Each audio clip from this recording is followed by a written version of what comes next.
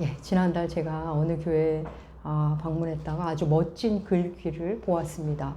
교회 한쪽 끝에 멋진 나무판에 이렇게 써 있는 겁니다. 자리 잡되 자리 잡지 마소서. 자리 잡되 자리 잡지 마소서. 예.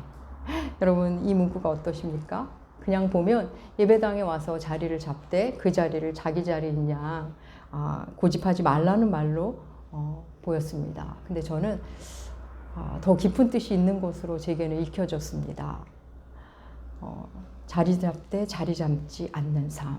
그리스도인의 삶은 여기다 싶은 자리, 혹 이것이다 싶은 지점, 이런 지점이 만나더라도 그 자리에 눌러있지 않는 어떤 특정 자리, 특정한 마음에 머무르게 하지 않는 그런 삶인 것 같습니다. 하나님께서 그렇게 하시는 거죠. 그래서 언제든 다시 길을 떠날 수 있는, 그래서 우리의 삶은 언제나 여정임을 늘 배워갑니다. 그걸 잊지 말라는 문구처럼 저에게는 그렇게 다가왔습니다. 여러분은 어떠신가 모르겠어요. 공감이 되시는지 모르겠습니다. 우리는 계속 누가복음을 함께하고 있습니다. 주님은 계속 큰 줄기에 한 줄기의 말씀을 이어가십니다. 앞서 소유와 존재라는 큰 줄기를 가지고 말씀하시면서 염려하지 말아라. 다만 하나님의 나라를 구하라 라는 말씀을 하셨습니다. 우리 지난주 말씀이죠. 그리고 우리에게 그리 살아야 하는 이유를 계속 이어서 설명하시는데 종말론적으로 설명하십니다. 종말에 대한 말씀하십니다. 사랑하는 여러분, 그리스도인의 삶은 종말론적 삶입니다. 끝을 아는 삶입니다. 끝이 있다는 것을 아는 삶입니다. 그렇습니다, 여러분. 우리는 모든 과정, 모든 배움, 모든 만남, 모든 고통, 모든 아픔, 모든 시기, 모든 관계, 모든 존재가 끝이 있음을 알고 살아가는 사람들입니다. 그래서 지금이 너무 귀하고 좋습니다. 귀함을 알게 되는 사람들이죠. 주님은 종말론적 삶에 대해서 설명하시는데 주인과 종의 관계로 말씀하십니다. 그 시작은 이렇습니다. 우리 다시 한번 읽어볼까요? 누가복음 12장 35절 말씀 함께 읽겠습니다. 허리에 띠를 띠고 등불을 켜고 서 있으라. 예, 다짜고짜 허리에 띠를 띠고 등불을 켜고 서 있어라. 이렇게 말씀을 시작하시죠. 다음 내용이 뭔지 모른다 하더라도 뭔가가 단단히 준비하라는 말씀임을 우리가 엿볼 수 있습니다. 이 주님의 말씀은 혼인잔치에 간 주인과 그 사이에 집을 돌보고 있는 종에 대한 말씀입니다. 비유의 말씀이죠. 여기서 혼인잔치는 이건 영적 의미가 아닙니다. 그냥 혼인잔치입니다. 그냥 일이 있어서 나간 것을 혼인잔치로 얘기한 겁니다. 당시 유대인들은 혼인잔치를 저녁에 했습니다. 그리고 하루 한 게 아니라 며칠씩 했습니다. 사람들이 이제 그때의 삶이 느슨하다 보니까 먼저 오는 사람도 있고 늦게 오는 사람도 있고 나중에 또 그 다음 날에 오고 그러면 계속 잔치를 하는 겁니다. 그래서 보통은 3일, 길게는 7일까지도 혼인잔치를 벌였습니다. 그러니 주인도 자기가 언제 올지는 일단 가봐야 압니다. 그 혼인잔치에 가봐야 자기가 언제 올지를 정하는 거죠. 지금처럼 언제 간다고 문자를 보내던가 전화를 보내던 시절이 아니죠. 언제 올지 모릅니다. 그래서 오늘 주님이 그러시죠. 주인이 2경에 오든 3경에 오든 언제든 주인을 기다리며 문 열 준비를 하라 하십니다. 2경과 3경은 여러분 이런 거 굳이 외우시진 않아도 되니까 말씀드린다면 누구나 잠든 시각입니다. 그 당시로 말하면 한 9시부터 새벽 3시까지로 받아들이시면 됩니다. 다 자는 시간에 주인이 오더라도 언제 문을 두드리든 문을 열 준비를 해라. 허리를 띠고 등불을 켜고 허리를 띠고 등불을 켜고 서 있으라. 이렇게 말씀하시는 겁니다. 여러분, 오늘 본문 속의 이 종은 말단 종이 아닙니다. 다른 종들을 부릴 수 있는 그런 힘 있는 종입니다. 권한을 위임받은 종입니다. 주인이 혼인잔치에 갔다고 종이 흥청망청 마음대로 살다가 주인이 문을 두드리는데도 문을 안 연다? 주인이 당연히 화가 나죠. 여러분, 종이 어떤 종이었는지는 사실 주인 없을 때 드러납니다. 여러분, 회사도 그렇지 않습니까? 윗사람 있을 때와 없을 때가 차이 나는 사람도 있죠. 물론 애교로 봐줄 수 있는 차이도 있습니다. 귀엽게. 근데 심각하게 차이 나는 사람들 있습니다. 누가 볼 때와 보지 않을 때 심각하게 차이가 난다면 그게 그 사람의 삶의 태도입니다. 그게 진짜 그 사람의 모습인 겁니다. 그런데 사실 이렇게 말하지만 많은 사람들이 이렇게 살죠. 뭐 윗사람도 없는데, 사장도 없는데, 뭐 리더도 없는데 왜 저렇게 열심히 해? 도리어 미련한 사람 취급을 당하기도 합니다. 바보 같다고 말하기도 하죠. 우리 주님은 주인이 자리 비웠다가 혼인잔치에서 언제 올지 모르지만 언제든 문을 두드리고 문을 열 수 있도록 준비하라. 그런 마음으로 살아라 말씀하십니다. 언제 올지 모르는 주인. 누굴까요? 예수 그리스도. 다시 오실 주님에 대한 비유입니다. 주인 없다고 자기 마음대로 사는 종. 남녀, 자기보다 조금 아래에 있는 남녀 종을 때리고 먹고 마시는 종. 여러분, 그 종이 이렇게 할 수 있는 이유가 뭐죠? 아직 주인이 오려면 멀었다는 겁니다. 지금 주인이 없고 오려면 멀었다. 예수님이 오려면 멀었다. 그럼 우리의 삶은 더 부족해집니다. 형편없어집니다. 사랑하는 여러분, 우리 그리스도인들은 주님이 부활하고 승천하신 이래로 계속 주님을 기다려온 사람들입니다. 매 시대마다 주님을 사랑하는 신실한 신자들은 마라나타, 주 예수여 어서 오시옵소서라고 찬양을 했습니다. 그렇게 주님을 기다렸지만 주님은 100년이 지나도 500년이 지나도 1000년이 지나도 아니 지금 2000년이 지난 오늘도 오지 않으셨습니다. 우리 주님 언제 오실까요 도대체? 오늘 말씀 볼까요? 오늘 본문 40절 함께 보겠습니다. 누가복음 12장 40절 함께 읽겠습니다. 그러므로 너희도 준비하고 있으라. 생각하지 않은 때에 인자가 오리라 하시니라. 언제 오신다고요? 생각하지 않은 때. 이어서 또 말씀하십니다. 누가복음 12장 46절도 있죠. 함께 읽겠습니다. 생각하지 않은 날 알지 못하는 시각에 그 종의 주인이 이르러 엄히 때리고 신실하지 아니한 자를 받는 벌을 처하리니. 예, 또 나옵니다. 생각하지 않는 날 알지 못하는 시각에. 생각하지 않는 날 알지 못하는 시각에 주님이 오십니다. 그래서 여러분 우리의 일상이 늘 중요한 겁니다. 하루의 시작과 마무리가 그리스도인에게 늘 중요하죠. 아침에 감사로 시작하고 그래서 오늘 나는 하나님의 자녀를 어떻게 살 것인가. 또 하루의 마무리는 오늘 하루에 탈 없이 잘 집에서 이렇게 마무리할 수 있는 것을 감사하고 나는 과연 어떻게 살았는가 돌아보는 것. 이게 그리스도인의 삶이죠. 여러분 오늘 마침 민수기 우리 하나둘 시간이 상번제가 나옵니다. 상번제 아침 저녁으로 매일 드리는 거죠. 오늘날의 상번제는 바로 이겁니다. 매일매일 아침 저녁으로 예수를 생각하며 살아가는 것.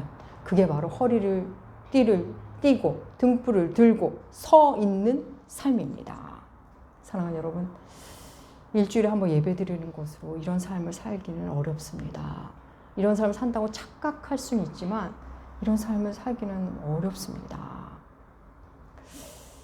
하나님을 사랑하고 하나님을 생각하는 삶, 점점 하나님의 생각을 더 많이 하는 삶, 그 삶으로 이제 더 나아가는 게 그리스도인의 삶의 여정이죠. 어떤 소설 속에 이 극중 화자가 소설 속 화자가 사랑하는 여인이 떠납니다. 그리고 떠나서 힘든 시간을 보내면서 글을 쓴 게 있는데 작품 속 화자가 이런 말을 합니다. 사랑이 없는 삶은 그저 생활뿐이더라. 그런 말을 합니다. 사랑이 없는 삶은 생활뿐이다. 이거 생활을 비하하는 말이 아니라 그냥 뭔가는 하고 있는데 그냥 빈 껍데기 같다는 겁니다. 생기도 없고 그냥 목숨만 연명하는 거지 자기가 그냥 생활을 하는데 삶을 사는 것 같지 않다라는 말이죠. 성경에도 이런 유사한 말씀이 있습니다. 시편 39편 6절. 예. 살고는 있으나 생명이 없는 것 같은 삶. 공동번역으로 주보에 실었습니다. 시편 39편 6절 함께 읽겠습니다. 걸어 다닌다지만 실상은 그림자, 재물을 쌓아도 그것은 한낱 입김에 지나지 않으며 그 차지할 자 누구일지 모르는 것을. 예, 다들 걸어 다닌다고 생활을 한다고 하고 있는데 돈도 열심히 벌고 나름 뭔가 하는데 실상 그림자랍니다. 사랑을 하지 않으면 그 안에 사랑이 없으면 아무리 고뇌하고 아무리 성실해도 공허합니다. 여러분, 사람들이 그렇게 사랑을 받고 싶어하고 그렇게 사랑하고 싶어하는 이유, 이런 겁니다. 그래야 살아있는 것을 느낄 수 있기 때문에 우리의 영혼이 그렇게도 그걸 원하는 겁니다. 여러분, 하나님이 사랑이시죠. 요한 1서 4장에 나오죠. 하나님은 사랑이십니다. 그래서 늘 인간은 사랑을 갈망합니다. 하나님을 갈망하는 거죠. 영혼의 본향을 갈망하는 겁니다. 하나님이 사랑이시니 사랑하지 않는 삶, 사랑 없는 삶, 그분을 사랑으로 예배하지 않는 삶은 그냥 삶을 연명하는 듯한 그런 삶만 있을 뿐입니다. 예배가 사랑이 되고 그렇게 삶다운 삶을 살아가는 것. 그래서 늘 내 안에 있는 하나님을 다시 발견하고 내 안에 있는 예수와 접속된 삶, 여러분, 그게 진짜 사랑의 삶입니다. 물론 연인을 사랑해도 너무 신나죠. 근데 그것도 그 색깔의 사랑도 끝이 옵니다. 그 또 다른 사랑을 찾아다니죠, 사람들이. 예. 하나님에 대한 사랑을 만나지 않으면 우리는 늘 그렇게 목마른 인간이 됩니다. 다시 본문으로 돌아가겠습니다. 베드로가 질문하죠. 주님, 지금 들려주신 비유 누구에게 하시는 겁니까? 저희에게 하시는 겁니까? 모든 자에게 하십니까? 주님의 답변 한번 볼까요? 누가복음 12장 42절과 43절 함께 읽겠습니다. 주께서 이르시되 주인에게 그 집 종들을 맡아 때를 따라 양식을 나누어 줄 자가 누구냐? 주인이 이를 때 그 종이 그렇게 하는 것을 보면 아멘. 예. 베드로는 묻습니다. 주님, 이거 우리 제자들에게 하시는 말씀이 아니면 여기 있는 모든 사람에게 주시는 말씀이에요? 묻는데 답변이 조금 애매합니다. 때를 따라 양식을 줄 자, 그럴 청지기가, 진실한 청지기가 누구겠느냐 하면서 되물으시죠. 이게 무슨 말일까요? 얼핏 보면 제자들에게 주시는 말씀처럼 들려주시기 것도 느껴집니다. 근데 주님은 제자들에게 주신 말씀일 때 성경은 선명하게 말했습니다. 제자들에게 이르시되, 모든 사람에게 할 때는 그냥 그들에게, 무리에게 이렇게 선명하게 말씀하셨거든요. 근데 오늘은 굉장히 열려있는 답변을 하십니다. 여러분, 이게 무슨 말일까요? 지금 이 비유는, 이 종과 주인의 비유는 주신 말씀대로 사는 자가 진정한 청지기, 나의 청지기임을, 진정한 내 말의 대상임을 스스로 드러낼 거라는 말씀입니다. 그러니까 누구에게 주는 말이라기보다는 그 삶을 사는 자가 자기에게 준 말로 증명해낼 거라는 말씀입니다. 예, 잘 따라오고 계시죠? 예를 들면 이런 겁니다. 공동체 안에 리더들이 있죠. 리더가 있습니다. 우리에게도 리더가 있죠. 목사도 그렇고 직분자들. 근데 공동체에서 어떤 일을 하는데 마땅히 리더가 해야 할 일입니다. 근데 리더가 그 일을 안 하고 다른 사람이 한다. 그러면 공동체 안에 암묵적으로 실질적 리더는 그 사람이 됩니다. 그가 신입이라도, 그 공동체 신입이라도, 아니면 전혀 리더인 것 같지 않아도 그가 일을 해내면 암묵적으로 그가 실질적 리더가 되는 겁니다. 하나님 나라는 더 그렇죠. 세우기는 다른 리더를 세웠는데 그 리더가 일을 제대로 하지 않으면 암묵적으로 그걸 해낸 자가 리더입니다. 하나님 나라는 더욱 그렇죠. 자리 잡았다고 자리 잡은 게 아니니까. 그렇죠? 그렇습니다. 순종하는 그가, 주의 말씀이 내게 주신 말씀으로 알고 순종하는 그가 진짜 숨겨진 리더, 진짜 참된 청지기가 되는 겁니다. 혼인잔치에서 돌아온 주인이 와서 무슨 일을 할까요? 주인 없을 때 어땠는지 한눈에 보면 알 수 있죠. 문 여는 것부터 다르니까요. 먼저 주인이 상과 벌을 주는데 먼저 벌을 볼까요? 누가복음 12장 47절과 48절 함께 읽겠습니다. 주인의 뜻을 알고도 행하지 아니하는 종은 많이 맞을 것이요 무릇 많이 맡은 자에게는 많이 요구할 것이요 많이 맡은 자에게는 많이 달라 할 것입니다. 예, 주인 뜻을 알고도 자기 마음대로 사는 자, 알고도 그리 사는 자는 많이 맞고, 주인 뜻을 모르고 자기 멋대로 산 자는 조금만, 좀 덜 맞는다. 더 맞느냐 덜 맞느냐의 차이는 있지만 다 맞죠. 주의 뜻과 어긋나게 사는 것. 예, 여러분 무서우십니까? 우리말 성경으로 읽으면 굉장히 해학적으로 들리죠. 그래서 사실 헬라어는 훨씬 과격합니다. 여러분의 성경에도 아마 그 밑에 나올 것 같아요. 주소 이렇게 각주로 나오죠. 쪼개어내오란 맞는다, 어미 맞는다가 그렇게 번역됩니다. 그렇습니다. 우리말 맞는다로 번역된 단어가 쪼갠다, 가죽을 벗긴다의 의미가 있습니다. 알고 행하지 않는 자, 더 받아놓고 더 많이 하나님이 주셨는데 권위를 부여하셨는데도 자기 멋대로 산 자, 은사를 더 받은 자일 수도 있고 직분을 받은 자일 수도 있고 성경을 더 많이 아는 자일 수도 있고 성경적 삶을 추구하는 공동체에 속한 자일 수도 있고 모두 해당되겠죠. 많이 주신 것, 건강도 주시고 은사도 주시고 직분도 주시고 또 은혜도 많이 주셨건만 지식, 하나님의 성경도 그렇게 많이 알려주셨건만 그랬는데 그냥 자기 멋대로 모르는 사람보다 더 못한 삶을 산다. 더 맞답니다. 요즘 제가 지나가듯 이렇게 말씀을 하는데 들으신 분도 있으실 겁니다. 나무교회에서 9년, 나무교회에서 8년, 이제는 몰라서 뭐 못하실까요? 예, 우리 나무교회 오시기 전에 제 대부분 10년 이상 그 이전에 신앙생활 하신 분들이 대부분입니다. 우리 교회 경우는. 그런데 몰라서 못할까요? 아니실 겁니다. 교리를 몰라서 그리 사시는 걸까요? 사실 많은 신자들이 그렇습니다. 외부적으로는 시대정신이라는 거대한 물결과 벽에 부딪혀서 내부적으로는 자기 자아라는 자기 기준이라는 큰 벽에 부딪혀서 그래서 그냥 살던 대로 사는 게 편합니다. 그냥 원망하고 판단하고 남 탓하며 그냥 내 기준대로 내가 옳다는 얘기하며 사는 게 그냥 편한 겁니다. 그게 익숙합니다. 그냥 애국에서 살던 대로 그냥 사는 겁니다.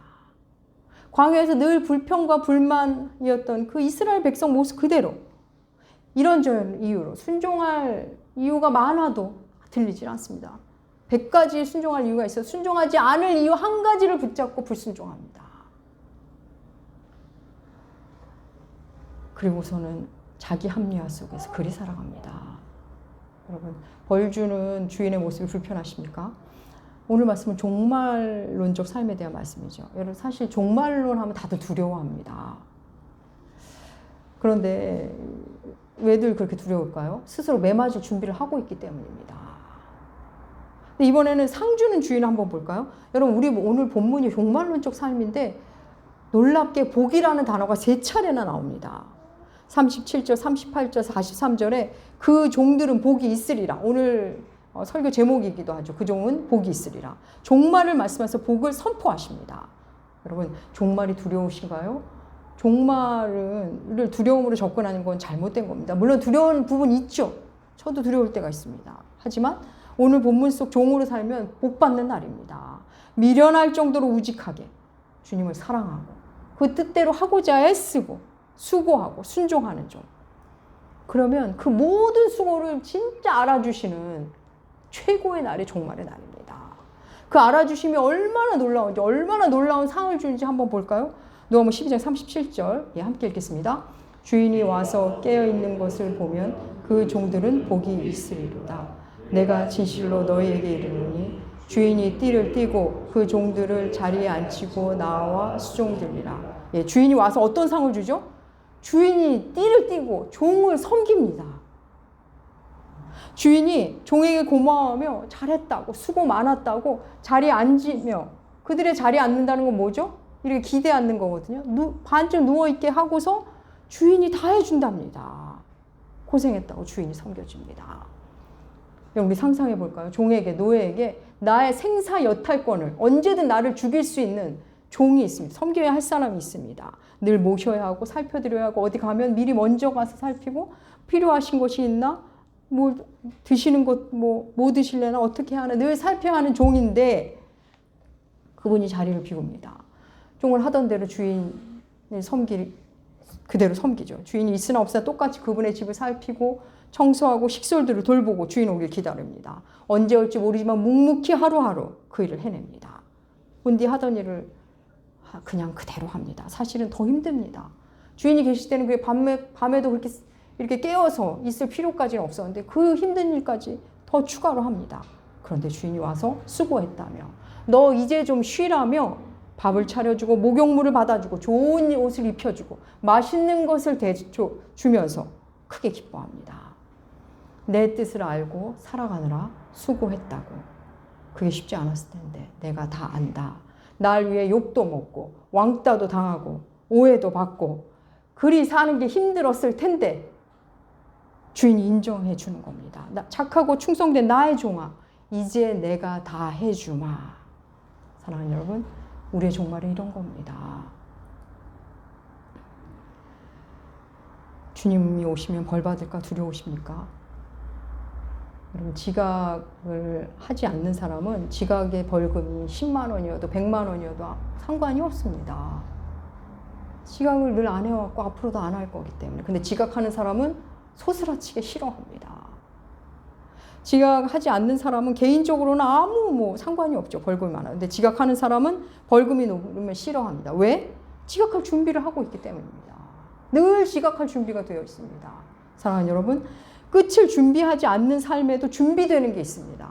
끝을 준비하지 않는데 준비가 되는 게 있어요. 뭘까요? 후회와 실패를 준비하고 있는 겁니다. 다음을 준비하지 않는다는 것은 후회와 실패를 준비하는 삶입니다. 주인이 그 자리를 지킨 종에게 이제 바꿔서 내가 너를 섬기겠다. 깨어있는 것이 얼마나 힘든지 주인이 그걸 아는 겁니다. 그게 얼마나 힘든 일인지. 시대를 역류하고 사는 것, 자아를 저항하며 사는 것, 그냥 내 뜻임을 믿고 오해받고 싫은 소리 들어가며 그 일을 하는 것이 얼마나 힘든 일인지 주인님이 아시는 겁니다. 여러분, 너무나 다행이지 않습니까? 사랑하는 여러분, 처음을 잘하는 거는 쉽습니다. 누구나 합니다. 잠시 하는 거 못하는 사람 아무도 없습니다. 그렇지만 지속적으로 꾸준히 한결같이 정성껏 하는 건 힘듭니다. 누구나 어렵습니다. 주님 그걸 아십니다.